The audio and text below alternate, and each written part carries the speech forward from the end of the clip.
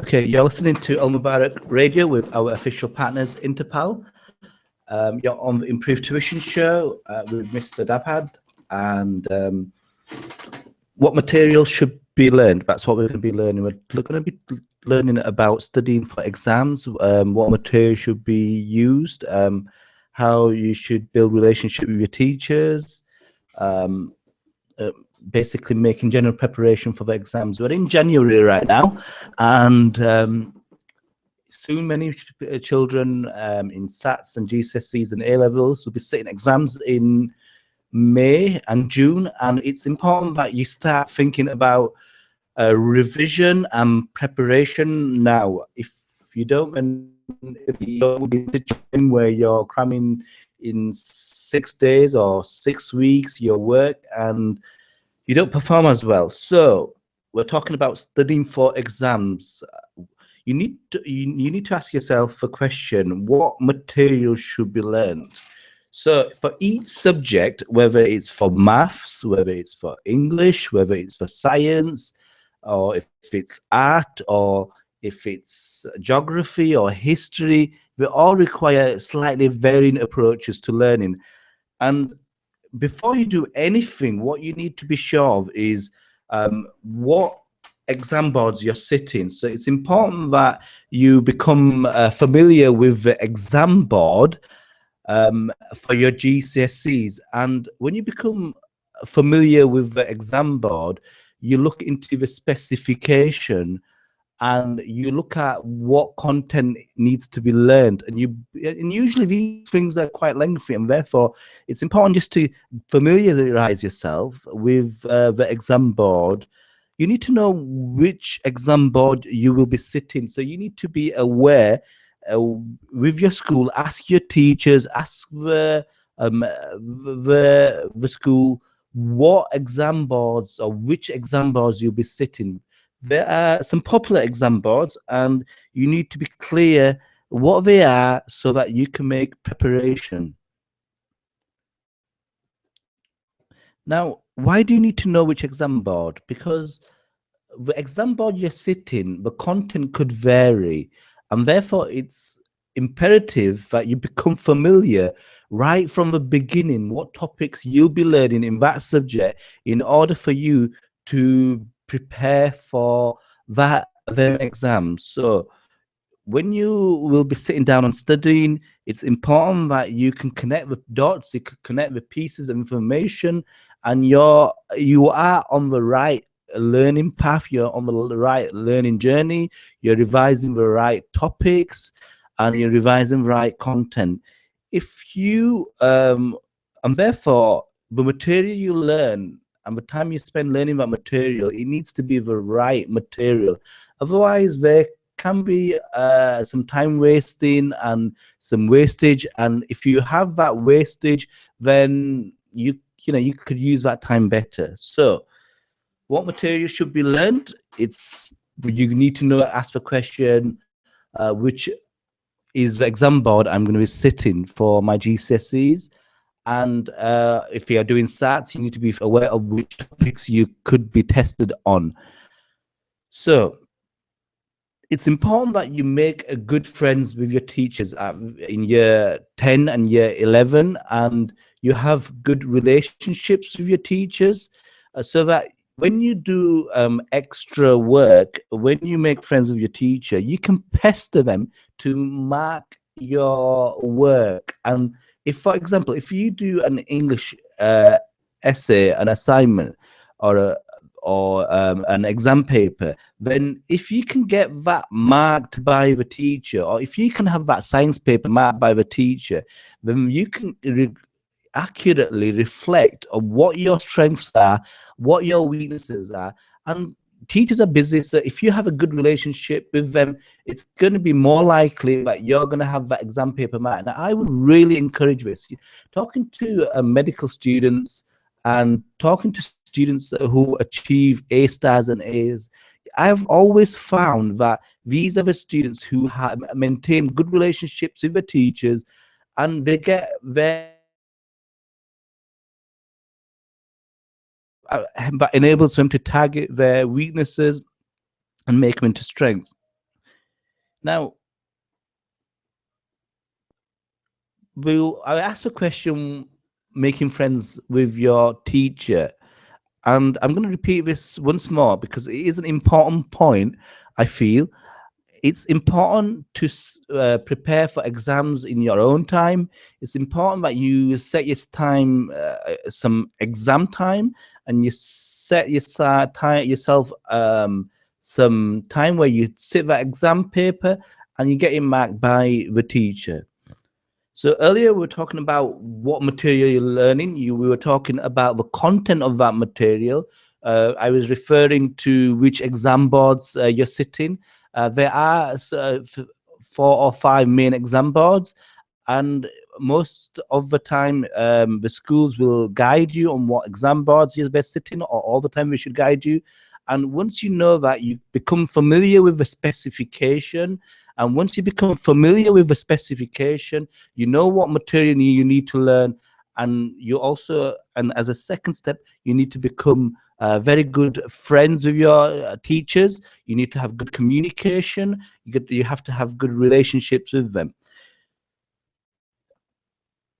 Now, before you go out and purchase exam papers, or should I say books, before you purchase books, what you need to do is you need to check with the school if they have or they will be providing books to take home, and whether these books you're going to keep whilst throughout the course. Now, why is this question important? Before you go on a spree of purchasing books and you spend £50 on some books, if your school already has books, then they will have spent the significant time in studying the quality of them books and how they address the content, how they address the exam board, and that will be more targeted to your learning than any other book. And therefore, I would always recommend that as long as you feel comfortable with that book, and as long as it helps with your type of learning style and your type of learning, I would always suggest that it's best to go with the book that your school is suggesting, rather than going towards a book which is very vague and is generic for a range of exam boards. So try and target. If that is not a possibility, then you could always buy the exercise book from the board. So, for example, AQA, they publish books in conjunction with other publishers, and it's always a good idea to see, because these examiners who write these books, they'll always you'll know what their thinking is, and you'll know how much they allocate to particular topics, and they'll always have their likes in topics. And so it's a good idea to follow the books of those examiners who write those exam papers, so that you can better target your revision, your preparation for the exams. Now, it's important that you are aware of the grading of the exams. So, for example, in English, you need to know how the marking scheme is working, how the marks are going to be allocated, what time you're going to need to spend on each exam question, and how that will affect your management of the exam time. So it's always very important to know and find the what time is going to be allocated, or what marks is allocated towards each question. So it's always important to have an overview of how long the exam paper is, whether it's 1.5 hours or an hour, and it's always important to know that. And if you know that, then you can better prepare for the exams. You also need to get very motivated, and you need to write down your goals. Now, I remember what I did for my exams, for my GCSEs, was at the beginning of the year, on a piece of paper, I wrote down for each subject what my target grade was. and I hid that exam paper away in my room, and I knew where I hid it, but I kept it in my mind. And when I got my results, I matched, and every grade, for every subject, for every grade that I aimed for, I achieved, and I was spot on. Now, at the beginning of the year, I have to admit, I did set myself a big challenge, and I did set myself a challenge which I would say was maybe more than a challenge, but I worked towards them goals. I did struggle to work towards them goals, but I would say struggling is not always a bad thing. In studies, especially in the West, we take studying from an entertaining approach. Yes, this is a very good approach. Learning should always be fun, but then when you struggle and you can persevere and you get frustrated and you take time learning and you try to overcome these problems, then if you overcome these problems and you struggle towards those subjects, and sometimes your head is going to hurt, and then you know that you're pushing yourself to the max and you're going to achieve and you're going to get better. So it is healthy to struggle, and it's not always going to be like I'd like to do my favorite subject. Often I would always recommend that you start with your worst subject, your worst weaknesses or your biggest weaknesses, and work on them. Don't try to avoid them. Now, you need to make sure that you always remain calm about your exam and you don't let your stress levels exceed those amounts, which will make it unhealthy for you to absorb that information. If you spend a lot of time, if you spend a lot of time stressing, then what will happen is you're going to find yourself in a situation where you're not going to absorb that information into your mind, and the learning is not going to be efficient, it's not going to be productive, it isn't going to work. And so you'll find yourself getting even more stressed because you're not learning, and before you know it, you could get yourself very poorly, and you could get yourself mentally very, very ill. So it's very, very important that you work and you work, but don't get yourself so stressed, or you need to stay calm. I would always say make a revision timetable. Know what you're going to study each day of the week. Now, you shouldn't have to plan your day by the minute minute. You can the second, but what you can do is you can plan your day out, and in a rough gist way, you can say, okay, I'm going to spend X amount of time studying Y and X amount of time studying Z. And you can do this on a daily basis. So make a revision timetable. Don't go into planning every minute second. Just have a framework, have a structure, try to work towards that. Be open to being flexible, because some topics you can learn easily and you'll cover them quickly, whilst other topics could take a lot longer. And therefore, it's important to you realize this. You are flexible and you don't stress yourself out because you're trying to follow a timetable. You might find that something that you've expected to take a day could take 2 or 3 days, if that's how it works out. But as long as you learn and you reflect, and when you make other plans, your new plans for new topics, you can make a good estimation of a time you're going to need to prepare for them topics and them subjects. Now, some people may disagree with me, but I regularly speak to a range of people who are in studying and who are high achievers, and they say to me regularly, and one of the questions I ask is, "How do you study?"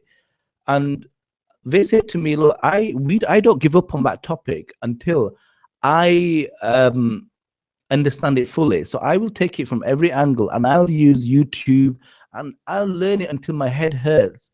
And it's not, it might not be, not everyone would agree, but I'm talking about a number of people who've said this to me, that they will work hard and struggle on that topic until they understand it, until they then eventually find it easy. So the frustration, the struggling comes, and to a point where they then begin to understand it, they begin to absorb it, they know that topic inside out. And once we know it inside out, we revisit it regularly. So we start revising it regularly once we really understand it. Now,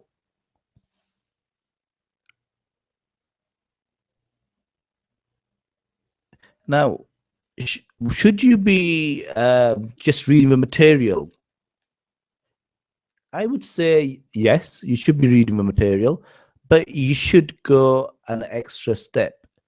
For every sentence you read, you should try and understand it. If there are words, if there are vocabulary which you don't get, which you don't understand, then I would suggest to you that you use a dictionary, look it up, or there might be a glossary at the back of your book, or there may be something on the internet like a YouTube channel, which could then help you understand ideas and concepts. So always keep it open, read the material, but just don't leave it to reading the material.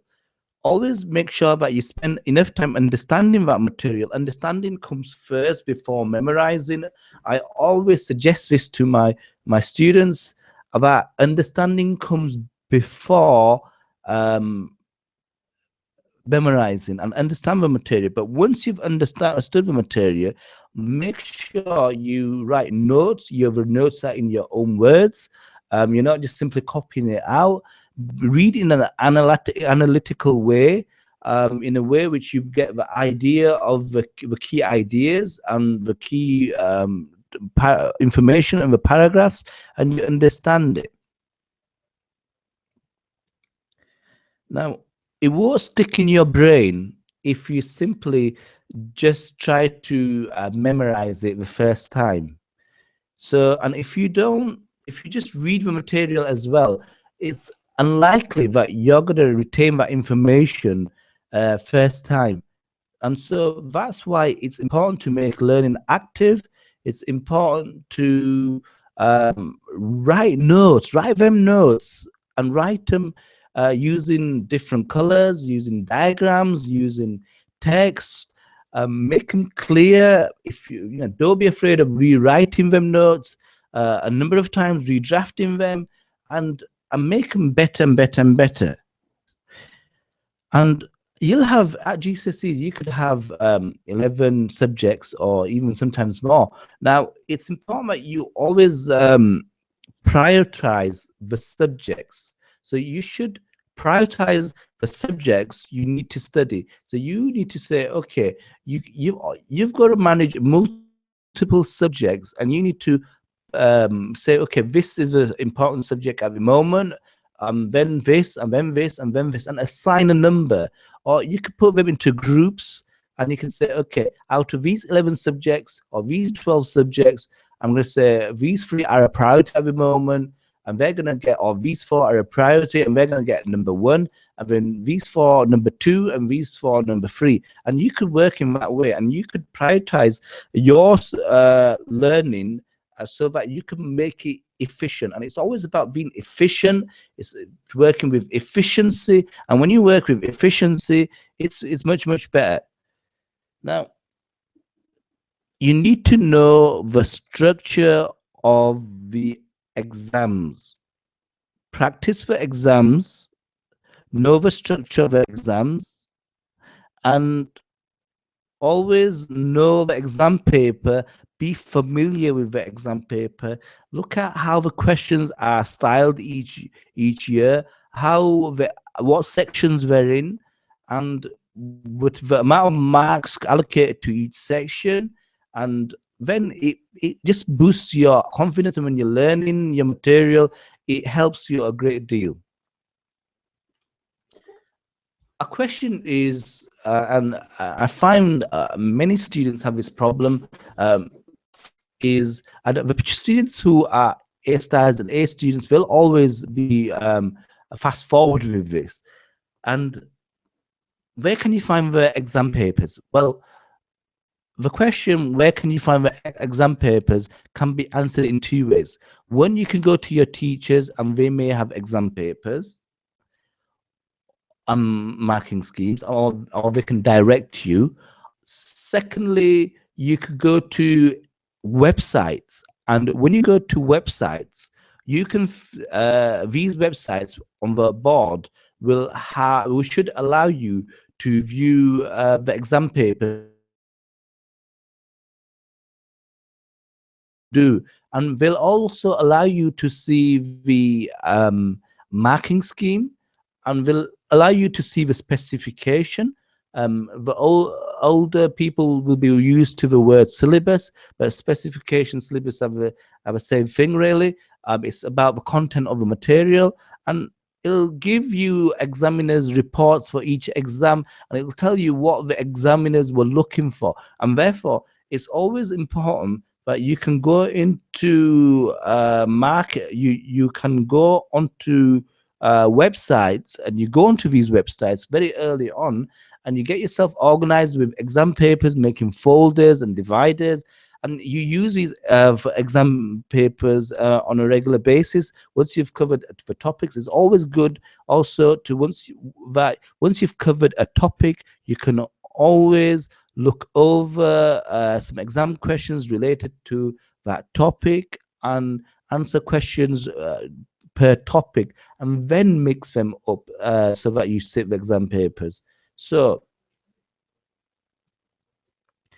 another good way is you should try and one of the ways, now this doesn't always work for everybody, it is a very, very effective way, it's an extremely effective way, is when you work with a buddy and you tutor them and they tutor you, and what the areas that they're weak on, the areas that you're weak on, you can help each other. Now if you work in an active way, in this way, and you teach people, then you'll find that you'll learn the material 80% quicker than if you had spent time by yourself. So research clearly shows that teaching somebody enables you to learn the material much, much quicker than you doing it independently. But then that requires you to be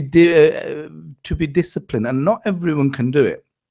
Often friends can get distracted, and so if you feel that this isn't working for you, you should review the situation and make sure you take control of your studies independently. If you're working independently and it's not working for you, try to partner up, see if that works. Now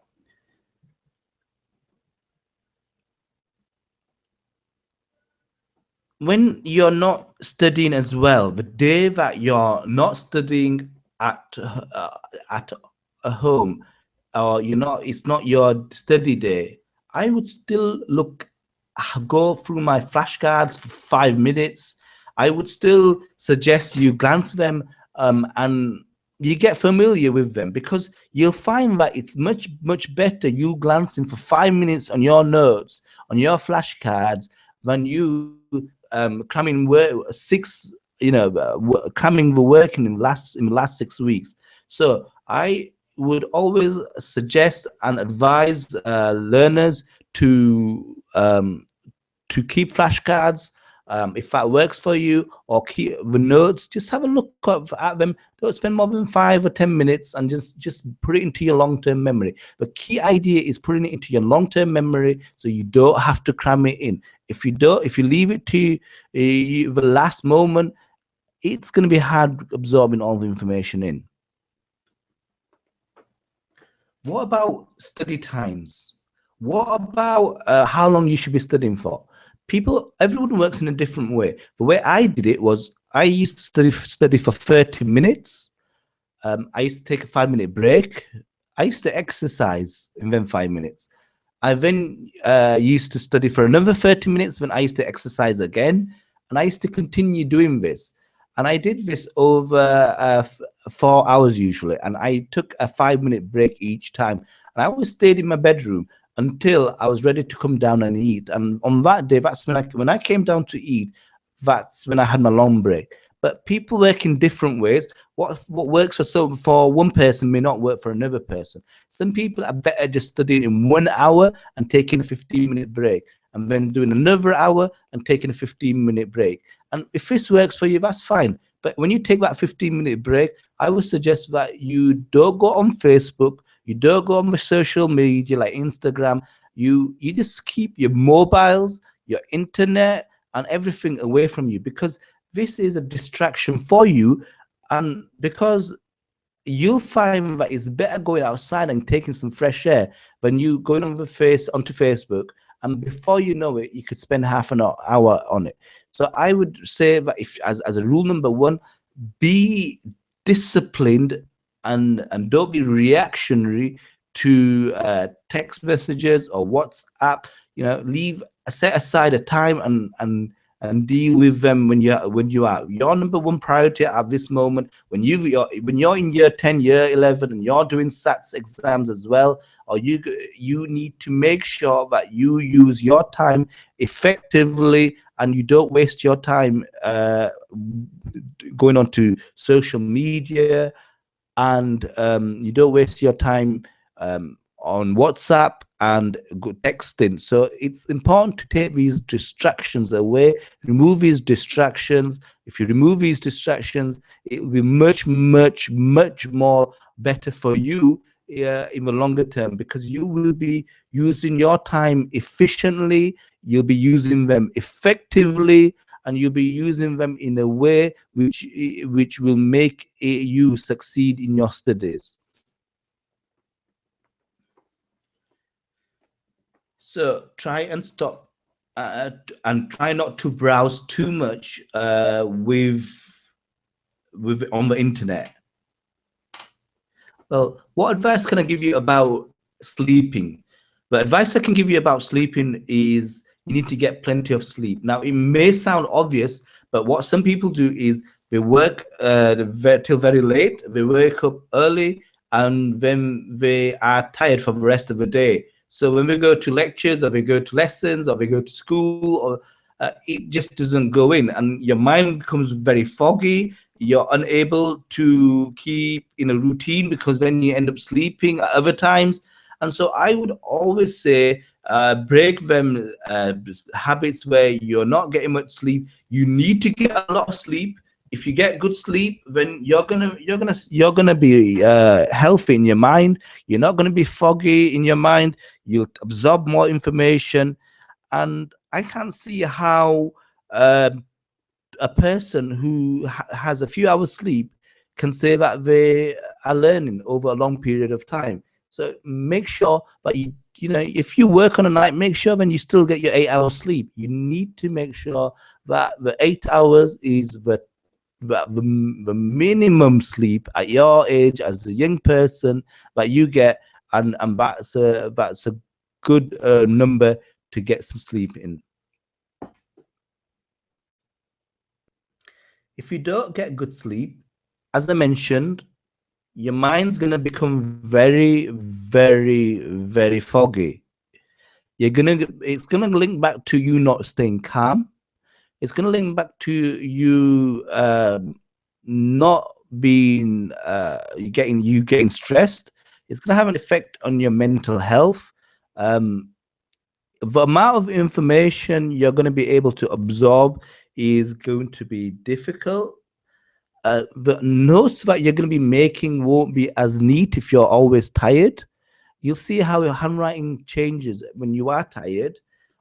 And when you try to do exam papers, you might not be able to answer them questions as effectively if you were fresh. So if you find it difficult to study during the day, and you do study during the night, make sure you still get your 8 hours of sleep.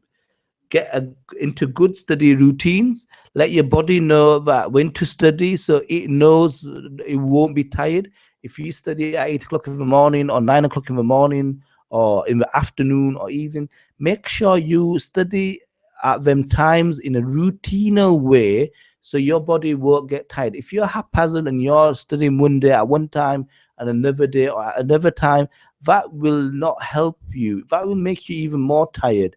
So, because your body will be making too many changes. It's like going to the gym for the first time. When you go to the gym for the very first time, imagine the pain you have. When you exceed yourself more and more, think about the pain. But as you get into a routine, it doesn't really, the pain isn't there. So your brain is a muscle. It needs to know when it needs to study. If it's regular on the same time, on the same days, it will help you a great deal. You won't get as tired. It will, uh, it'll be much more efficient for you to study at in a routine than not studying in a routine. So now, I'm going to talk about the subjects and the approaches of studying for the various subjects, because studying for English is very different from studying from maths, and studying from maths is very different from studying for science, and studying for science is very different from studying for art or design, and studying for geography, religious studies is going to be very different from studying for English or maths. And therefore you've got to be aware of this. You're not going to be able to take a one fit approach to studying for all the subjects, because they vary in in how you should be studying. For example, in English, it's not about memorizing or learning. Or what you're doing is you're developing some skills, and as you practice those skills, you develop those English linguistic skills. Now, what I would say is you can revise for spelling. You can become familiar with what the grammar is. You can be familiar with what punctuation you need to use. You can do the coursework, but revising for English is very different than revising for science. And what you should do is if for English, you should read on a regular basis. Now, on a daily basis, you should be open to reading newspapers. When you read newspapers, you should be reading in an analytical way.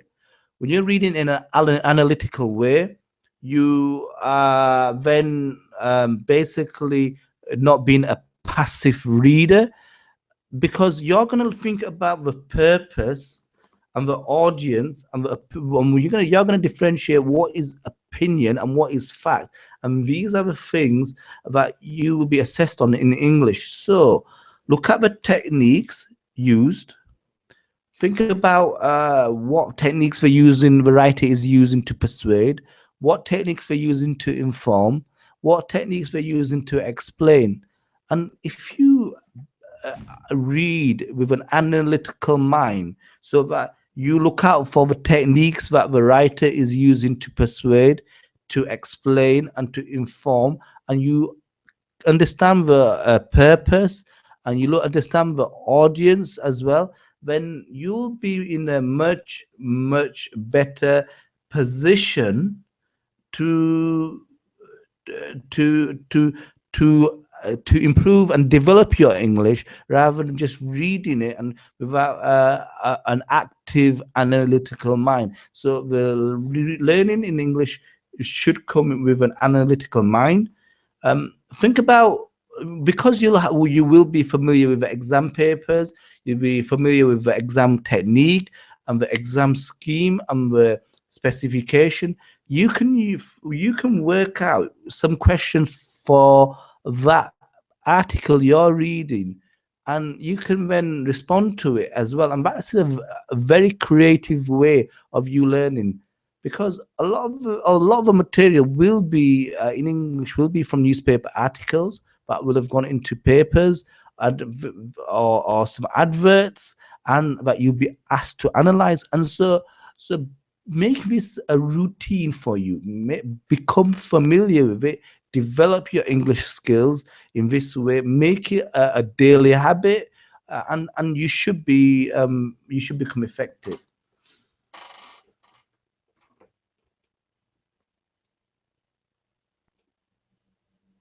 Now, how can you become effective in English?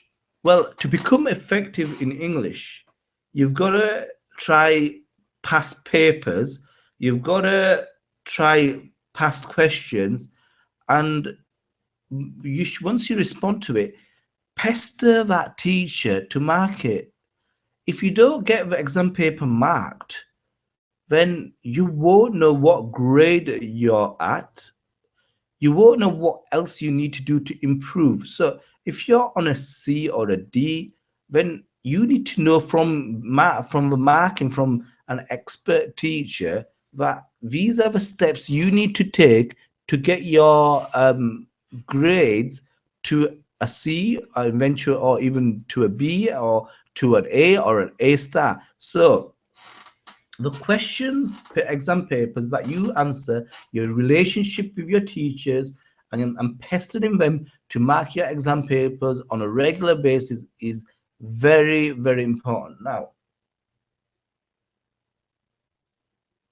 Now, studying for maths is going to be different from studying for English. Whereas in English, you take a very analytical mind. You think about the audience, you think about the purpose, you look at the linguistic and language devices that the writer has taken. What you need to do is you need to, when you're studying for maths, you need to practice the questions. So you need to know these. This is step one. This is step two. This is step three and step four. And once you practice them, if you're getting things wrong, you should re-practice these same questions, and you should follow steps. And when you re-practice these questions and you learn maths, it can be very easy. Maths can be a much more easier subject if you know how to handle maths. If it's when people don't know how to learn maths, that they won't. You can improve in maths much quicker than English if you know how to approach it. And practicing maths is one of the key approaches, one of the key techniques. So as you do a topic, you look at an explanation, you look at the example, you rewrite the example, you understand it. When you may rewrite it again, if you don't understand it, you go on to the tasks, you answer them questions. As you answer those questions, if you're having difficulties, you go back to the explanations and the examples, and that will allow you to, when you go back to the explanations and the examples, that will help you better understand. And as the tasks become more difficult, you might find that you're going to have to think outside the box. You might find that other topics come in, and you need to integrate other topics whilst you're doing that particular topic as well. So don't be afraid of doing this. You might have perimeter or area, and you could have even a fraction question thrown in, or a percentage question thrown in, or a decimal fraction question thrown in, or you might have multiple steps, and you need to tie these topics in. But first, practice those topics, learn them, spend time learning these topics, and don't be afraid of getting those exam papers marked or those questions back. A lot of times with maths, you can mark them yourself. It's quite easy because you just look at the answer and you see if it's right and wrong. But then look at the marking schemes, and it's when you don't understand that, you can go to a tutor or you can go to a teacher. Now you're on the Improved Tuition Show. You're basically on the Monday evening Improved Tuition Show. You're listening to Al Mubarak Radio with our official partners, Interpal. And if you have any questions, please do text me. Don't be afraid to to text me. My mobile number is 0795 19 18152. I repeat that again. My mobile number is 0795 19 18152. Now, when you're studying for sciences, you have, uh, if you have problems, or if you have areas where you're finding it difficult, you need to know them. And when you practice exam papers in science after you've learned the material, you can look at them past papers where you have problems, and you can list those weaknesses, and then you can spend more time understanding those weaknesses through learning the topics again, understanding them topics, and then memorizing those. If you spend time understanding before you memorize, you'll find that the learning will be much deeper. You'll find that you'll be a higher student, you'll be an A or A star student. It's when you don't study the information, uh,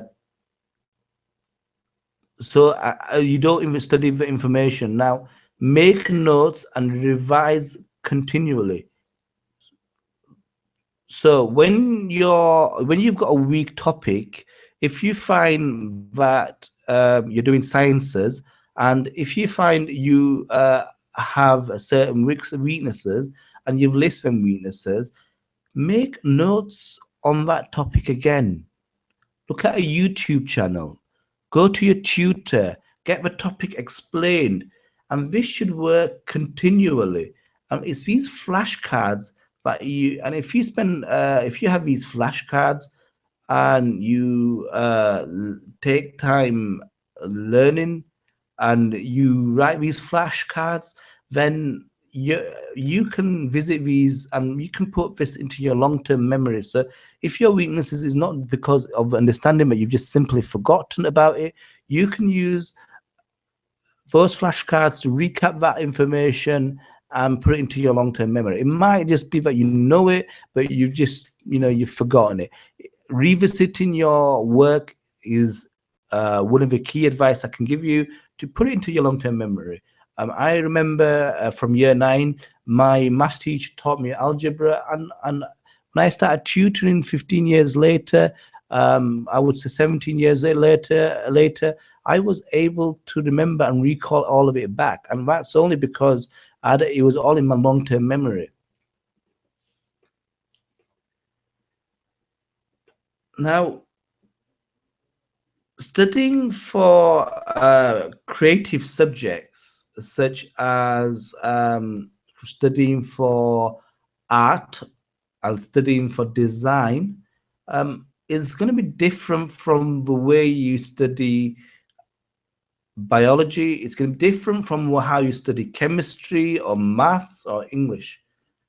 One of the ways to improve, to learn art and design is if you sketch on a regular basis, on a daily basis, and you look at how you could improve them, and you write some feedback, or you could ask your teacher to give you feedback on the various work you do. Now, when you practice this work on a regular basis, and then it's much easier for you. Now, always stay calm when you're handling these subjects. Always, you may have 11 subjects. Make sure, I go back to the point that you should ensure that you prioritize. You know what the main subjects you need to learn first are, and I would always advise you to learn the hardest subjects first than to study the easier subjects.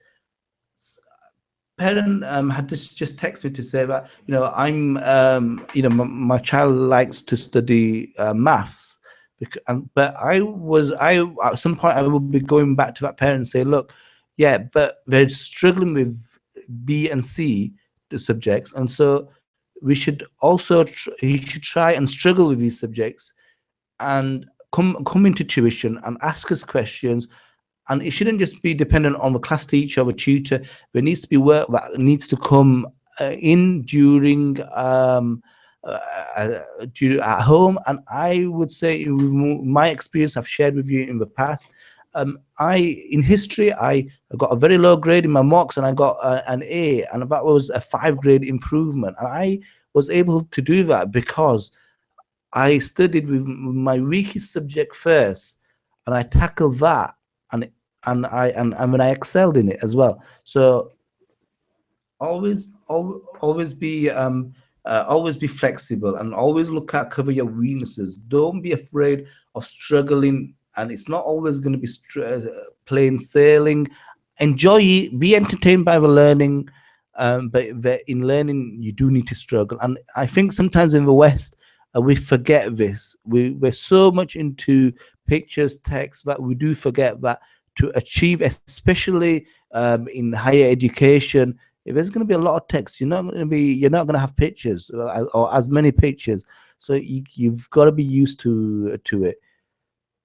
So I'm not saying that there's a trade-off basically between being entertained by the subject and struggling as well. So you're on the Improved Tuition Show. You can call me or text me on 0795 1918 We're talking about preparing for exams. We're in January now. For January, we're more than halfway past January now, and in February, March, April, May, the exams will be coming. Children will be sitting the SATs exams. They'll be sitting their annual exams, and parents need to start thinking about exams now, and what they should do. Teachers at school will help you. You could have 1 hour, 2 hours, or 3 hours per subject a week, and they can only help you to some degree. Then it's your onus. It's up to you to go back at home and spend that time studying, and go over that topic, and go over that revision. So that's what I can say now.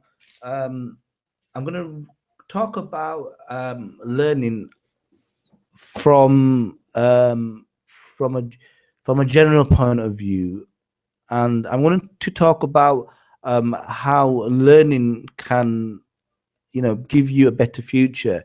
Now, learning learning is, in the day and age we live in, whether it's this year or 5 years ago, 10 years ago, 15 years ago, 20 years ago, there's more and more emphasis on education. There are more people interested in learning today, and therefore there's more competition for the same number of jobs. And you need to be not just a good learner, but you need to have extracurricular activities. And what I would say is, if you have an interest in a particular career, I would always say take an interest in that career. See if you enjoy it. If you're in year 11, or you're in year 10, or you're in year 12, go. If you're interested in accountancy, go into an accountancy firm, do some voluntary work. If you're interested in the health sector, go into a hospital, and get some experience. And if you would try things, you might find that you're not going to be interested, and it's not for you. But it's a very, very, very good idea if you get a feel for that subject and you get the right experience. um, Universities will appreciate it a lot more if you have tried a number of paths, if you've tried a number of methods, and tried to you've said, okay, I've tried accountancy, I didn't enjoy it, I went into an accountancy firm, but now I'm I went into marketing, and I looked at marketing. I enjoyed more marketing. Or I went into a dentist. I didn't enjoy the role of a dentist. I got some experience. I did it over 3 months, and I decided to do optometry, or I decided to do pharmacy. And they will value your application at the university much more, because they will see that you've arrived at a rational decision. You've tested 1, 2, 3 careers, and you've made a reasoned judgment. Now, think about it. You shouldn't leave it to the last moment when you've got 6 weeks left for your UCAS, and when you start saying, okay, I need to do this charity work and that charity work. As a student, you need to do more. And it's not just about learning today, it's about you doing more extracurricular activities. You're interested in sports, you're interested in a variety of things, and that's what you've got to say. You've got to be an all-rounder. So you've been on the Improved Tuition show. You can call me, you can text me on 0795 1918152. That's 0795 1918152. I'm just going to quickly do a recap on what we've been going through. We've been looking at studying for exams, and one of the key points is you need to learn the material. You should learn the material, and you should be aware of what exam board you're sitting, and so the material you read is going to be relevant, and you find the important pieces, and you can connect the dots, and you can you know what content you need to learn. And you also need to ensure that you have great relationships with your teachers, your tutors. They can guide you. You can pester them to mark exam papers. Now, ask for teachers if they'll provide you revision books. If they won't provide you revision books, then you can go out and buy them. Before you buy them, look at the content of them. If the school recommends you books, use them books. Don't go out on a spree and buy books and then find that these books aren't for the exam boards. A lot of times generic books are very vague. It's always a good idea to go through the books that examiners write, when you know what they're searching for. Now, grading of final exams. Why is it important for you to know the final exams? Well, it's important for you to know the final exams, so when you make your preparations, you know what marks are going to be allocated for what, for each question. And it's important you spend you know how long the exam papers are going to be for, how long each section is. It's important to be motivated. You write down your goals right from the beginning. Don't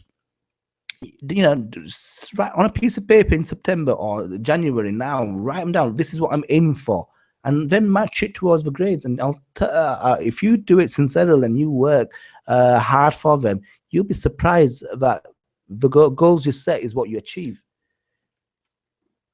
Now, it's not a good idea to plan every second, but it is a good idea to have a general idea and have a general timetable about what subjects you're going to study on a daily basis. Now, I've talking to medical students, I've seen that some of them say to me, I learned a topic until my head hurts, and not all educational specialists will advise on this. But what they're really trying to say is they won't leave that subject or topic until they understand that topic inside out, and then move on. And they'll use YouTube, they'll use textbooks, we'll look at, and then we'll try questions, and they'll write their notes on a piece of paper, and they'll improve them notes, and they'll make sure the understanding is there before they'll even start memorizing that information.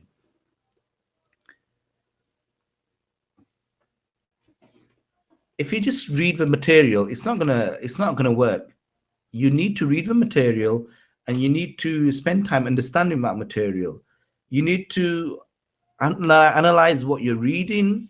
You got to connect the ideas and the concepts. If there's barriers like vocabulary, you need to look their meanings up, build a glossary or a dictionary or a list for you to write, and you write the meanings of those words down, because you need to familiarize yourself with jargon, especially at A level.